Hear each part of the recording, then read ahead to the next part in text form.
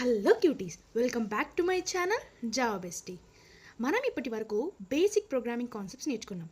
But when programs become big and complex, managing code becomes difficult.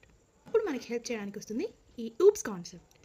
Oops stands for object oriented programming system. So today let's learn about OOPs. మీరు ఎప్పుడైనా think చేశారా? How apps like Instagram or WhatsApp handle millions of users? This because of only OOPs. OOPs అంటే ప్రోగ్రామ్ని objects and classes base చేసి design చేయడం. సింపుల్గా చెప్పాలి అంటే రియల్ వరల్డ్లో ఉన్న ఆబ్జెక్ట్స్ని ప్రోగ్రామ్లో రిప్రజెంట్ చేయడం. Examples like house, car, mobile ఇవన్నీ రియల్ వరల్డ్ ఆబ్జెక్ట్స్.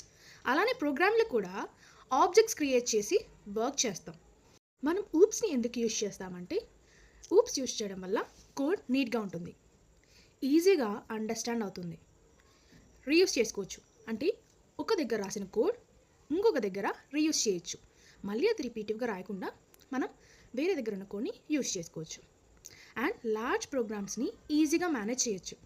సింపుల్గా చెప్పాలి అంటే కాంప్లెక్స్ ప్రోగ్రామ్ని సింపుల్గా మార్చడానికి ఈ ఊప్స్ యూజ్ చేస్తాం.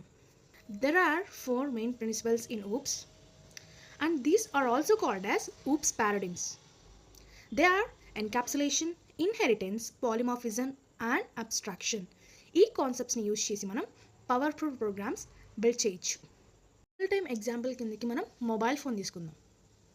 ఇన్సైడ్ ఎలా వర్క్ అవుతుందో తెలీదు, దీన్ని రిప్రజెంట్ చేసేదే అబ్స్ట్రాక్షన్. మన డేటా సేఫ్గా ఎలా ఉంటుంది, దీన్ని రిప్రజెంట్ చేసేది encapsulation.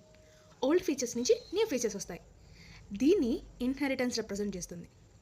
Same button but different actions, this is polymorphism. So basically మనం ఆల్రెడీ ఊప్స్ని రియల్ లైఫ్లో యూజ్ చేస్తున్నాం. సో ఇది ఊప్స్ యొక్క ఇంట్రొడక్షన్.